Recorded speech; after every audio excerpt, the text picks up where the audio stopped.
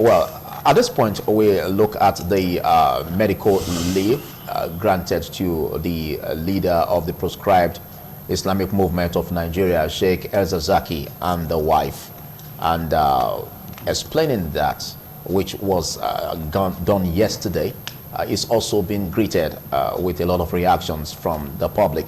But first, let me come to you again, Ebusele Okifo. Let's understand the import of the medical leave granted to El-Zakzaky and the wife. Yes, you know that as far back as 1981, in the case of Annie and versus the state, somebody was standing trial and they applied for his bail application. And the court went on to hold that it is only the living that can praise God. Now, if you feel El-Zakzaky has committed an offense and you have charged him to court, it's only when he's alive that he can stand his own trial. If he's dead, he cannot stand trial. You understand? So that is why some of us support that idea of the court granting him that bail and granting him the leave to go and take treatment abroad. At least our own president also, though it's not under trial, when he had head issues, he traveled out. But I think that's a very big detachment from that of El-Zakzaky, because the president isn't facing any trial in court. Now, this is an aspect where El-Zakzaky has not been convicted of any crime yet. It's only an accused person if he's before the court. If he's not before the court, it's only a suspect. You understand? Until the court makes a pronouncement, he's deemed innocent by virtue of our section 36.5. He's presumed innocent. You understand? So he has the right. He has right to life. And if his medical condition is one that cannot be met by our own medical institution here in the country, he has a right to seek, if he has the means, to seek medical attention abroad. Okay, that has been granted. And the federal government did say that they will be monitoring and supervising it. State officials alongside with him. So can you explain that? Is that in tandem with the leave? I don't have all the facts. Okay. I know that I don't have all the facts. For the federal government to say they don't want to send officials after him to take him there and all that, well, I cannot fault them on that because I don't know the reason why they are doing that. But people have been saying that probably they don't want the man to go to Iran because we are aware, you read the papers, you know that his group is has this affinity to Iran. You understand? Okay, so but do you agree that it's a security risk? Well, if and the reason why the government is accompanying him. I think the federal government feels that it's a security risk. That is why they want to also send officials to follow him, maybe security officials to follow him. Okay. But the most important thing there is that he has been granted leave to take medical treatment. And I want to commend, not bail. And I want to commend the government. Yes. They should allow him to go for the medical treatment and come back and come and stand his trial. Okay. Is there a distinguished difference between being granted leave for medical treatment and bail? Yes. If he has first of all he has been granted bail now, a court has granted him bail, then I'm sure he now subsequently applied for leave, because when they grant you bail, you ought to be within the jurisdiction of the court that have granted you bail. Because even for somebody to take you out on bail, the person ought to be within the jurisdiction. You cannot be granted bail and the next thing that you are flying out of the country. So I'm sure that's why probably his lawyers now applied that this man is sick. For him to be alive, he needs to take treatment abroad. So after treatment, he comes back to detention. Yes, he comes back. Not to detention. If he has been granted bail, as they've granted him bail. They didn't say bail. They said leave for medical treatment. No, they've granted him bail. They've granted him bail previously. No, previously, but we're looking at the updates on that. Because even though they was granted bail previously, then there were fresh charges that centered on aspects that has to do with terrorism that was leveled against him, criminal charges, treasonable charges. Yes, as at yesterday, I know that the court granted him bail. Now, the issue of medical leave also came up. Now, no matter what he's charged with, like I've said, he has not been convicted. So he's still presumed innocent. Okay. You understand? So he has a right to life. Even when he's convicted, he also has a right to life. Because even if you are convicted of murder, and they said the court now pronounced that you should be killed, they have to also follow the specification, the mode that the court has decreed for you to be killed. Any other way will not be acceptable. Okay. You understand? Okay. So it's perfectly right. Okay. So I want to advise the federal government, just like they have now granted him pay and they have given him leave to go for medical treatment abroad, they should also release Dasuki. Dasuki should also be released because series of courts have also granted him bail. Why is he being kept? Because there's no. You understand? It's because Nigerians are beginning to feel yes. If there were some people that came out, you understand, to lead violence, to protest and try to take over the city of Abuja, by now probably Dasuki would have also been released. Because you cannot tell us now that protest did not have any impact on it. Are you saying that the protest had an impact on the court proceedings? No, not the court now. I'm talking about the government stand. Because he has been granted bail before now, previously. Why was it not released? He has been granted bail previously. Why hold a man that has been granted bail? Just like my colleague said, a government has to respect the rule of law. You understand? Okay. You have to respect made your the rule points. of law. You've articulated your points. What's your bite on this development?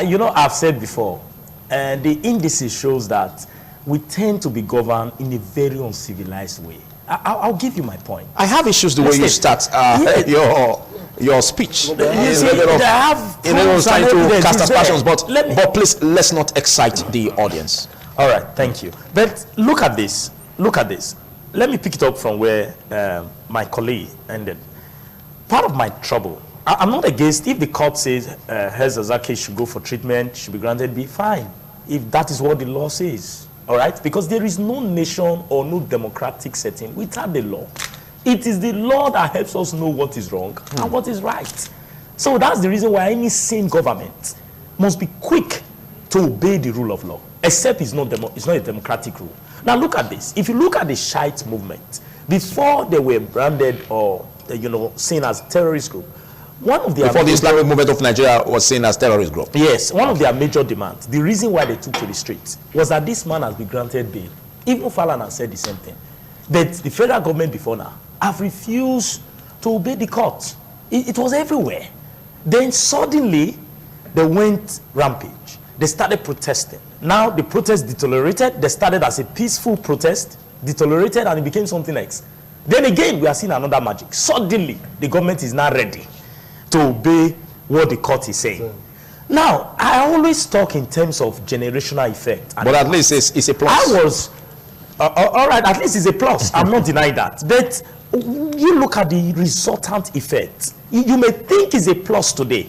But what ideology or notion have you sent down the line? See, the mindset of any Nigerian now, Phil, is that if you want to get something from the Nigerian government, you need to resort to violence. Yes. Okay? No. Listen, that shouldn't be the mindset. That shouldn't be the mindset. Listen, they have been violent. That should not be the mindset, we agree. But that is the mood. Yes. That is what we see. That is what we interpret. You cannot say that the move by the Shiite have not influenced the decision of the federal government to now obey the law. We don't have factors to verify. The federal government gives room for such suspicion. Because before now, a court has said granting bail, you refused. Suddenly, after the mass protest and the whole world is now calling the attention of the international community, suddenly you now want to allow him go on treatment, not just granting him bail, but outside the country to get treated. Now, another group is watching. They are going to come up today and say, okay, this is the language. Until we use force, we don't get what we want. Yes. And beside the El-Zakzaky'S case, right from the Niger Delta militant case till date, if you have been following the issue of violent attack on this nation, you will notice that, Phil, that most of the group that have come out violently to breach the law, to destroy pipeline and take lives, have always had their way in one way or the other. Yes.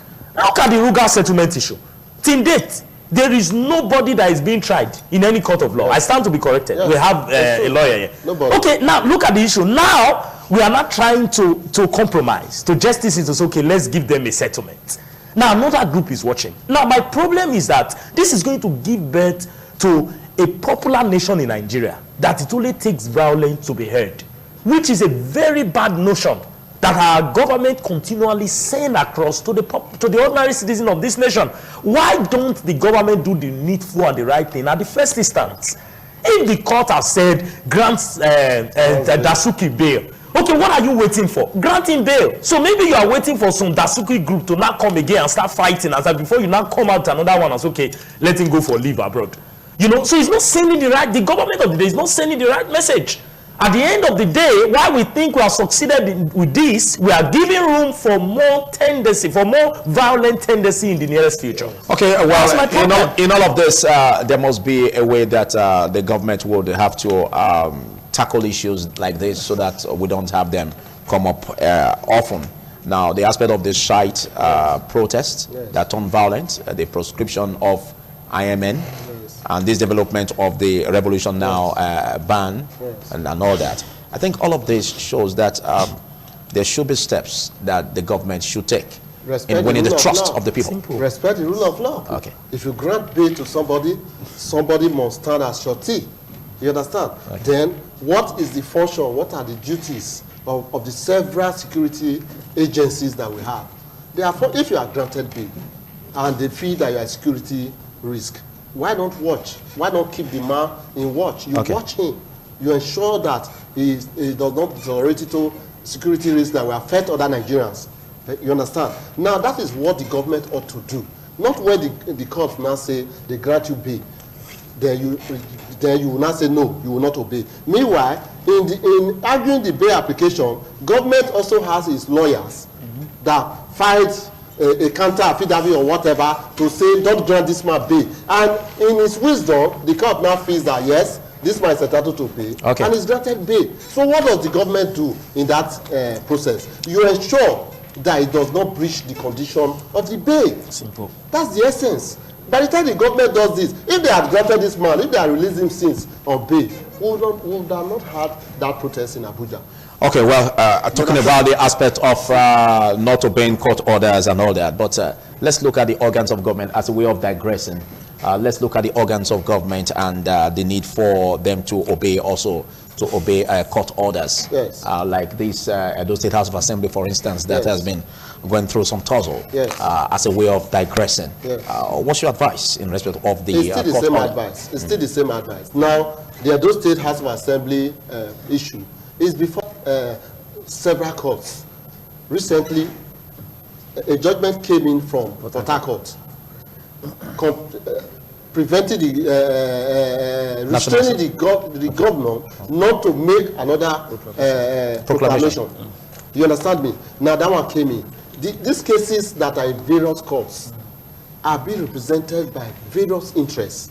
The interests of the other 12 lawmakers that refuse to present themselves for inauguration, the interests of those ones that are sitting at Inarolo House at King Square. You understand? So at the end of the day, what do we now do? You allow the court to take its turn. You allow the courts, not when like what the National Assembly did. That's an illegal thing. Because once a matter is before court, you are not supposed to be making pronouncement on it. Take over. The man has sent a proclamation to the clerk of the house, and the clerk said, I invited them. The ones that came were inaugurated. Among those that came, a speaker was chosen. Now, if you feel aggrieved with all those steps, what do? You go to court. You understand? You go to court. Then the court will give it expectations a hearing. You understand? You go to court. There's the court of appeal there. There's Supreme Court there. If you fail in the High Court, you go to court of appeal.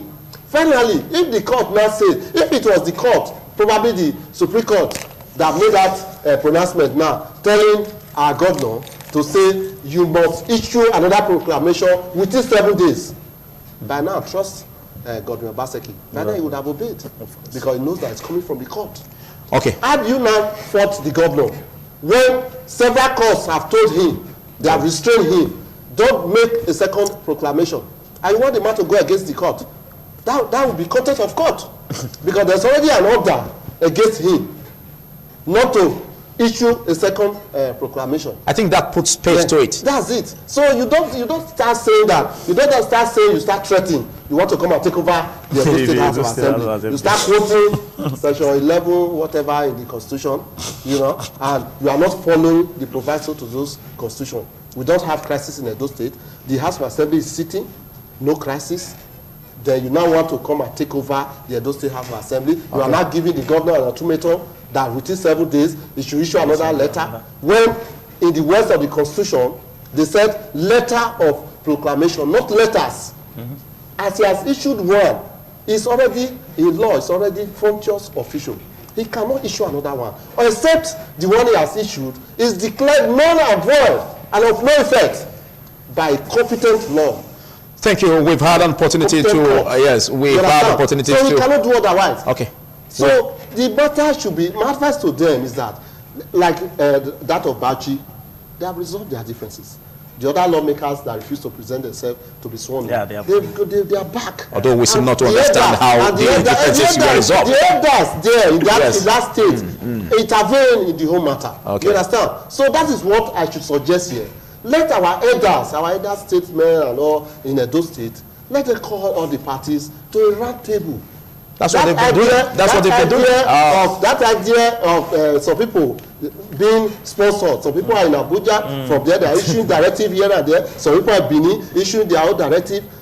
Of what benefit will it be to the ordinary masses? To the people that voted. To the people that brought them. The money is now being expended for other issues, monies that ordinarily should have been spent for the welfare, for the benefit of the masses.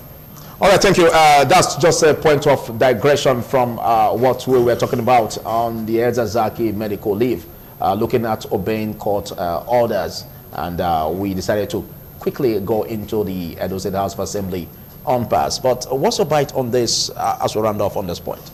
Sage Godsend. Let me quickly say that until we take our attention away from politicking that doesn't have limit and boundary, we will continue to abuse the tenets of democracy, the ideal that democracy stands for. The way you said it now is quite commendable. See, that is how I've always wanted to put this. We have to call a spade a spade.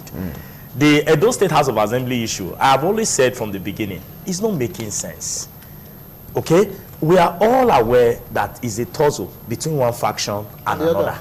But this is why I'm amazed. That's the reason why I keep on saying that. If we have a government that respects the rule of law, things will not degenerate.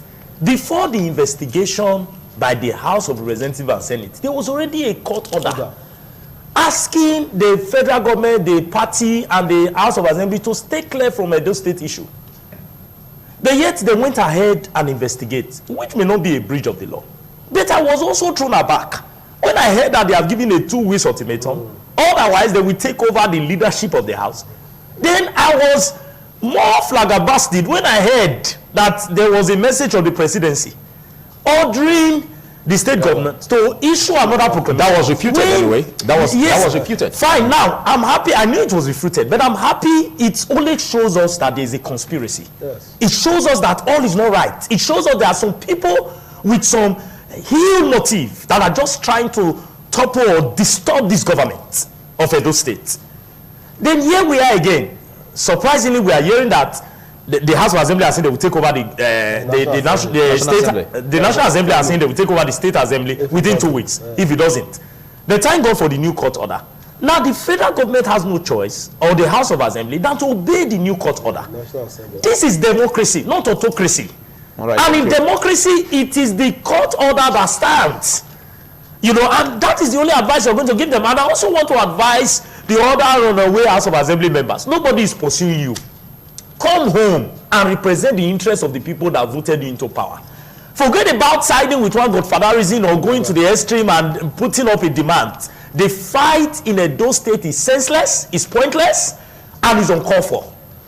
All right, thank you, Sage Godsend, for taking our time to really articulate this point. And of course, big thank you to you, Ebosele Okifo. Good to know that at least we have some break from the court. Although, all right, your vacation. Okay, so it's going to last till. Some courts are vacation. The High Court, all right, the Court of Appeal, and the Court of Appeal is not even going on vacation now because of the series of tribunal cases, election tribunal cases all over. So they want to make sure that they meet the time. So, but the Supreme Court, High Court, and all that, then And judges I think as a way of digression again, there is need to speed up judgments. Yes. Because there's been this issue of too many cases still dragging its feet to be heard. Yes. And on top of even being tried, and some persons who are suspects are still in detention. But the magistrate courts are functioning. Magistrate court, area court, district courts, they are all functioning. Okay. You know, so it still goes on. You also have what you call vacation judges. Like in Delta, they even have 3 vacation judges. One sitting in Asaba, one sitting in Warri, the other one sitting in Efum. In those states, we have 1 sitting. So if you have cases of emergency, extreme emergency, there's a judge there that will sit over it and deliberate on it, depending when the vacation is over. So thank you. Everything is still under law and order. Okay, thank you. But we can't say that the executive has a role to play in terms of also speeding up the cases, or what do you think? In terms of prosecution, for instance? Well, the executive, the only role the law enforcement agencies. Yes, the only role the executive has to play is that wherever it concerns them, they ensure that their lawyers are in court. Okay, because we spoke about this farmers and headers classes, for instance. So, like when they are prosecuting suspects. Well, you know, there are some cases now, right now, that are not going on in Edo State. Yeah. The issue of kidnappers and armed robbers, because they made lawyers their primary target.